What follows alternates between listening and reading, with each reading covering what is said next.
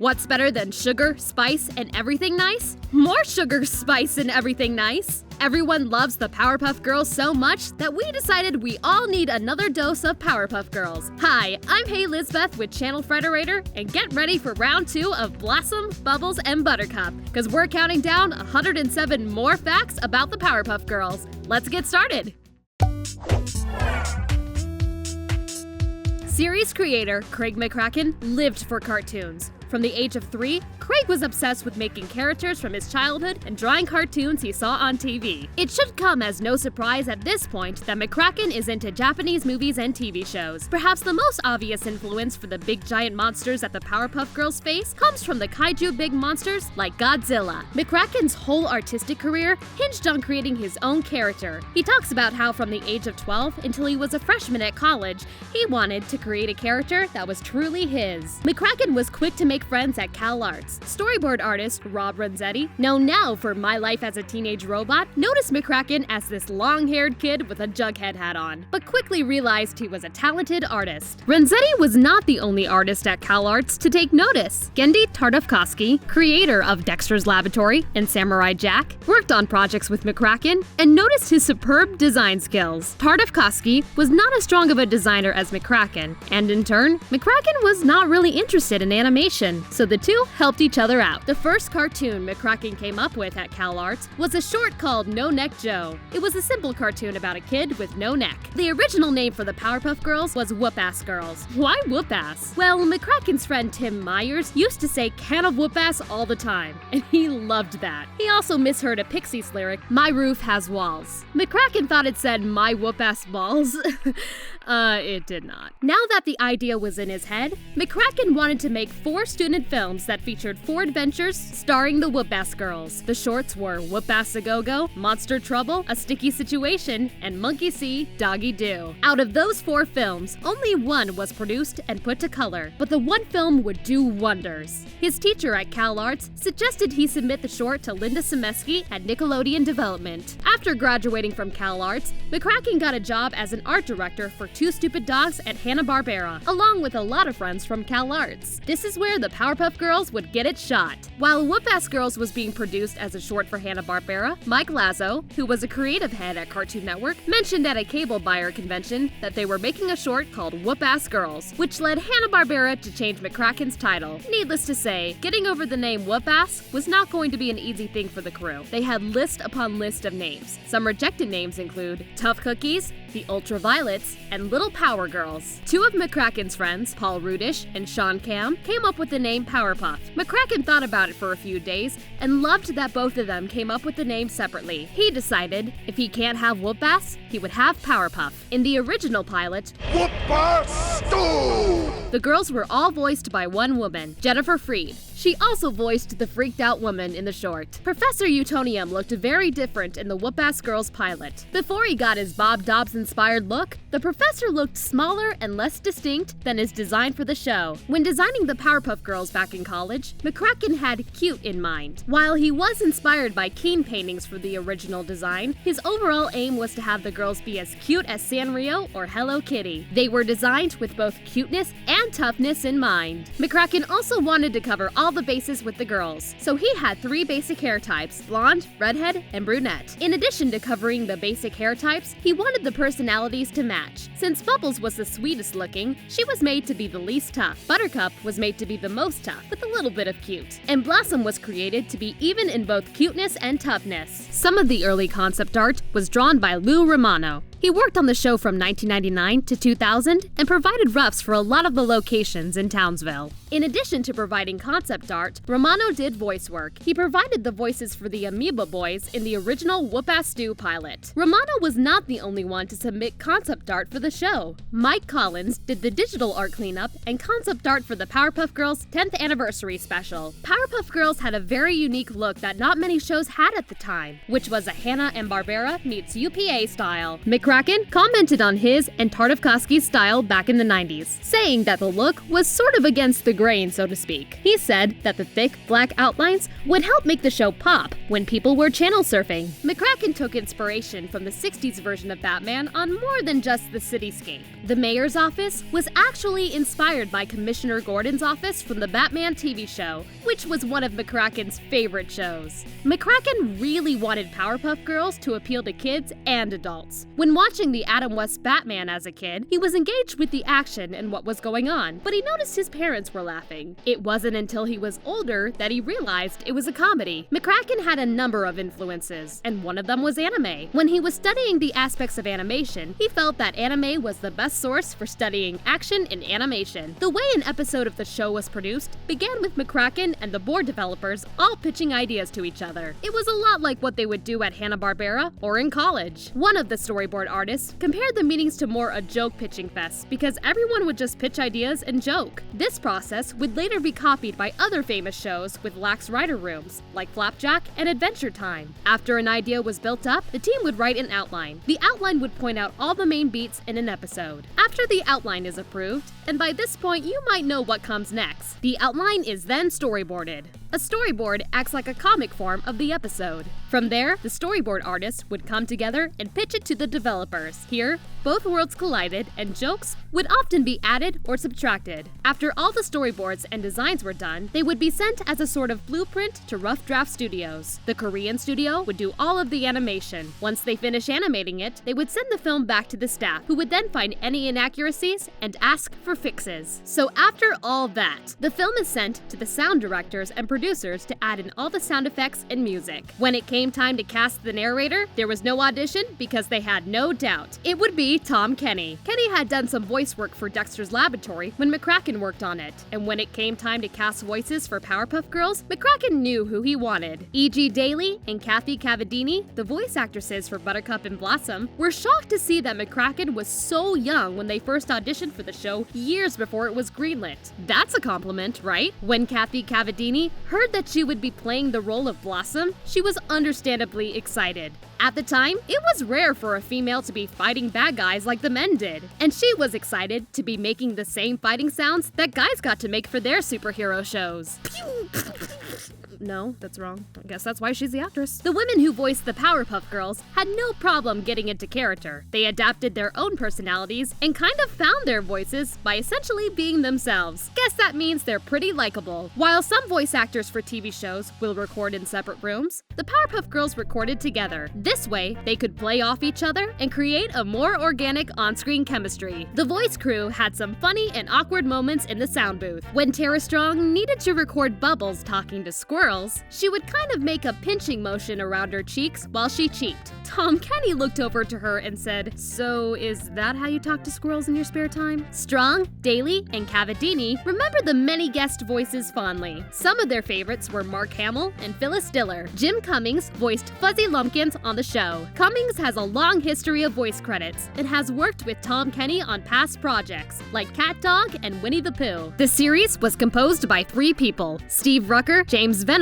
and Thomas Chase. Rucker and Chase worked together as composers for Dexter's Laboratory and codename Kids Next Door. The music for the show reflects McCracken's taste. When offered the opportunity for a soundtrack, he was asked, "Hey, what if we got a bunch of bands to make songs about the show?" And McCracken liked the idea. Lauren Faust, storyboard artist and eventual wife of McCracken, was not given special treatment with her first storyboard. She went into such detail that Tartakovsky came up to her afterwards and said, "You need to pitch faster." Guess that advice helped, because she stuck around. Faust was a big fan of the show before she was brought on. She was approached by Randy Myers, who was a timing director for Powerpuff Girls, and was told that they were looking for storyboard artists. She accepted, and the rest is history. For Powerpuff Girls, no joke is too small or dumb. McCracken and the crew's main focus was to make stories based on the characters' personalities. Speaking of, let's check out some of these characters. While Blossom might be the smart one, she definitely has the biggest ego. In a mock interview, Blossom said that she believes she can be more than just the leader, and states that she's cute,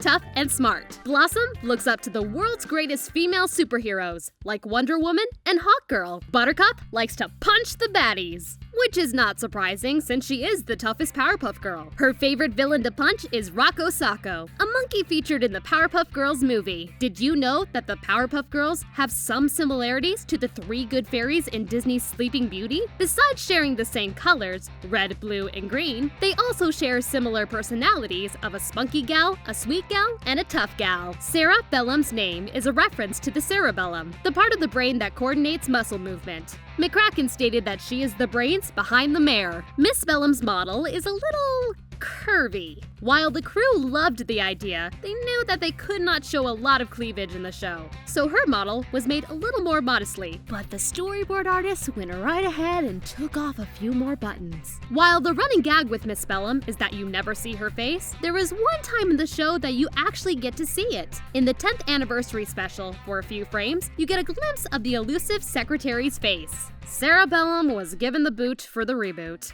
Despite being a smart and capable woman, the crew decided that having an attractive secretary was not the kind of message they wanted for this new show, so they had her go on vacation. It's been revealed that the Amoeba Boys actually have names. They are never referred by their names in the show, but according to Cartoon Network's website, they are named Tiny, Slim, and Boss Man. We mentioned in our last 107 Powerpuff Girls where Mojo Jojo got his look and his voice. But what about his helmet? Well, his helmet was inspired by a 1970s Japanese live-action show called Kage-Star, where the titular character wears a similar helmet. If Princess Morbucks seems like a typical spoiled brat, that's because she is actually inspired by Veruca Salt from Willy Wonka and the Chocolate Factory. At the end of the day, the stories in the Powerpuff Girls were meant to be told with the specific characters in mind, rather than general crime stories that could be told with any hero. No one saw the success of Powerpuff Girls coming. Not even McCracken. He said, "I thought I would get a college hit where 20-year-olds would watch it in their dorms when they're stoned." McCracken was surprised the series even picked up. He said in an interview that at the time, selling your idea to a network at his age was unheard of. In those days, no one sold an idea fresh out of college. Looking back on his time working on Dexter's Laboratory, McCracken was glad he had to wait for Powerpuff to be greenlit, because he learned more about how to make cartoons during that time. A lot of what he learned with Dexter's Lab, he used in making Powerpuff Girls. The crew was glad, albeit a little shocked that the network was letting them get away with some more adult jokes, which McCracken believes gave the show more edge, because there was something for adults too, and they were subtle enough that kids wouldn't catch it. Cartoon Network was willing to give them a lot of creative freedom because they knew that the Powerpuff Girls was in sync with what the network wanted. One thing the network did say no to early on was naming the character him Satan. Yep, that was his original name. But Cartoon Network didn't feel comfortable saying Satan so many times in a kids show, so they changed the name to him. McCracken loved his relationship with Cartoon Network because to him, they were fans of cartoons. He said that he and execs are essentially the same, except the execs can't draw, so they support artists with good ideas. While McCracken decided to end the series after the 6th season, he did it to save the show. He and Chris Savino, the showrunner at the time, had taken Powerpuff Girls as far as they could take it, and wanted to retire the show to preserve it. And we're going to help preserve it with some trivia. Did you know Bubbles has an alter ego that also fights crime? Her name is Harmony Bunny. She appears in the episode Super Zeros. Harmony Bunny attacks her enemies with angry stickers, and her main mode of transportation is a pogo stick. Despite having town in its name, Townsville is actually a city, as heard in the iconic opening when the narrator states, "The city of Townsville." In Town and Out, the show mentions a city not too far from Townsville called Citiesville. This city is run by a capable and respectable mayor, and in this city, superheroes and superpowers have been banned after an incident in which the Powerpuff Girls accidentally destroyed a historic bridge. Crime is a problem in this city due to the police not being able to handle the high volume of crime, so maybe they should let the Powerpuff Girls save the day every now and then. Him may be ranked by Craig McCracken as the most evil villain, but that doesn't mean he can't make a mean pancake, as seen in Him Diddle Riddle. Wonder if he's ever tried making bacon pancakes. Although Professor Utonium teaches classes at Townsville Research Center in quantum physics and micronuclear fusion, it has never been mentioned on the show what university the professor graduated from. What do you think? Any guesses? Chemical X has an antidote called, yeah, you guessed it, Antidote X. Its properties are pretty straightforward and are meant to take away the powers given by the effects of Chemical X. It's also rumored to be cherry flavored. Yum. Bubbles gave Chemical X to a squirrel once, resulting in Bullet, a squirrel with Powerpuff-like abilities and an honorary member of the Powerpuff Girls squad. Bubbles' favorite cereal is Lucky Captain Rabbit King Nuggets, which is a parody of Captain Crunch, Lucky Charms, Trix, and King Vitamin. McCracken actually doesn't believe in scripts. He had no screenwriters for the Powerpuff Girls movie and no scriptwriters for the show. In his mind, if you wanted to write for Powerpuff Girls, you had to draw them as well. The Powerpuff Girls movie had two potential scripts. One of them was a pure action movie, and the other was a bit more subtle. The network loved both ideas, and the crew decided to mix them. McCracken had some fears going into making the film with Warner Brothers. At the time, they didn't have a lot of successful animated films, and he was hoping that this wouldn't be a repeat of The Iron Giant, which wasn't a successful film for Warner Brothers. The challenge for the Powerpuff Girls movie was to keep that same energy and action of the show and make it work with a longer format. The fear was that the movie would end up not having the same feel of the show. The movie crew had relative creative freedom when producing it. They had little oversight compared to other animated movies, and Warner Brother only stepped in to make sure everything was moving along, which is rare nowadays. There are a number of scenes that were cut from the Powerpuff Girls movie for time restrictions. One of the deleted scenes is an alternate version of Professor Utonium being arrested, where Miss Bellum explains that due to growing concerns from the citizens, they are filing a lawsuit against him and the girls. In another deleted scene from the film, when the girls agree to help Mojo Jojo, he tells them it's a surprise for the town. This was cut out, but it adds context as to why the girls kept this a secret from everyone. In the last deleted scene, Mojo instructs the girls on what to do when they are gathering materials for his volcano base. It gives a better understanding of what each part does that the girls bring back. The animation was done differently from the movie. While everything was still hand-drawn, the shots were scanned onto a computer and composited digitally. For the movie, there are no musical numbers. It was the one thing that McCracken fought hard against, saying there are not going to be any pop songs in the middle of this. McCracken was just as hands-on for the movie as he was for the TV show. He not only directed, but he also wrote, directed voice actors, helped the computer graphics team, and everything in between. A challenge that the crew faced with the Powerpuff Girls movie was the huge amount of departments and elements needed to make a seamless design. For example, they had a department dedicated to just vehicle design. The film was a prequel and an origin story, so nothing would directly affect the story of the show. However, McCracken hoped that he could borrow some of the filming techniques from the movie and use it for later TV seasons. The Powerpuff Girls movie was slated to come out opposite of Men in Black 2. McCracken was worried that their film would be overshadowed by the Men in Black sequel. Warner Brothers put in $20 million to market the movie, well below the standard for marketing a major movie release. McCracken wondered why he didn't see any billboards for it, and very little commercials. The Powerpuff Girls movie was received with mixed reviews. Looking back on it, McCracken said he maybe should have eased up on the action a bit and made it a little more silly. If the first Powerpuff Girls movie had been a smashing success, McCracken already had another idea tucked away for a sequel, which he would have been totally willing to do. The Reboot series focuses more on the characters than the city of Townsville. The showrunners, Bob Boyle and Nick Jennings, looked at the girls and thought, who are Blossom, Bubbles, and Buttercup? They did this to write and form stories around the characters. The Reboot may have the same girls, but they are designed with some slight differences. Blossom's bow is a bit more rounded. Bubbles' pigtails have moved up, and Buttercup has a little cowlick in her hair now. For the Reboot, a new intro and song was needed. To promote the premiere of the new series, a new song was done by the pop-punk band Taco Cat with their song, Who's Got the Power? Reboot crossover time! Back in 2016, Teen Titans Go did a crossover episode with the Powerpuff Girls reboot. This is significant because not only did both shows originally exist at the same time back in 2003, but Tara Strong, the original voice for Bubbles, now voices Raven, and worked with the new Bubbles voice actress, Kristen Lee, in the crossover. Back when the original show was on the air, McCracken had a problem with the culture surrounding superheroes. He didn't like that all of the superheroes in the early 2000s had to be dark and brooding to appeal to kids. He looked at Powerpuff Girls as a solution, saying, yeah, they are little little girls and are superheroes,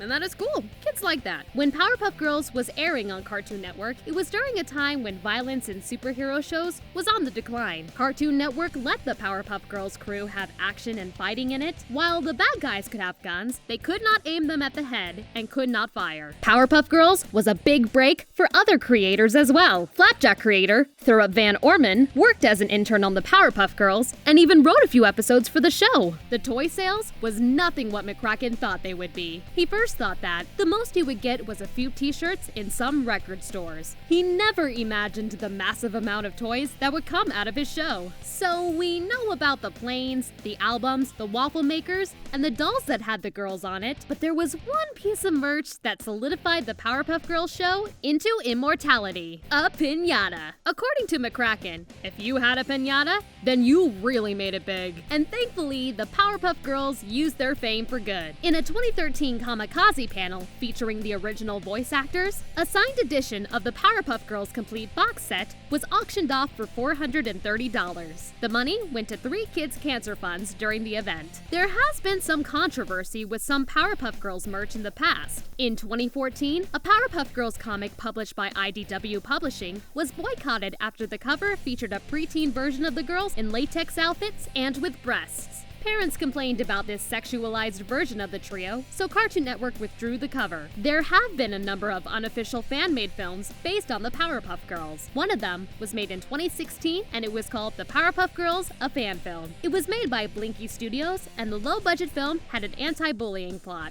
Of course, the Powerpuff Girls are not above being parodied. When Mad TV aired on Cartoon Network, one of the skits they did was a mix of 2 broke girls and Powerpuff Girls to make 2 broke Powerpuff Girls. A sketch in which Bubbles and Buttercup worked at a diner. This wasn't even the first Powerpuff parody that Mad TV did. Way back when Mad TV had its own show, it aired an animated skit called the Power Slut Girls, where the extra ingredient was not chemical X, but drug ecstasy. Yikes. To celebrate 15 years of Powerpuff Girls, artists like Sjogren and Bobby H. created a tribute art blog featuring a reimagining of the famous girls. Some artists took their tributes a step further. Japanese artist and animator Saiba Kanbei made a fantastic reimagined intro to Powerpuff Girls featuring his own narration. Powerpuff Girls streaming?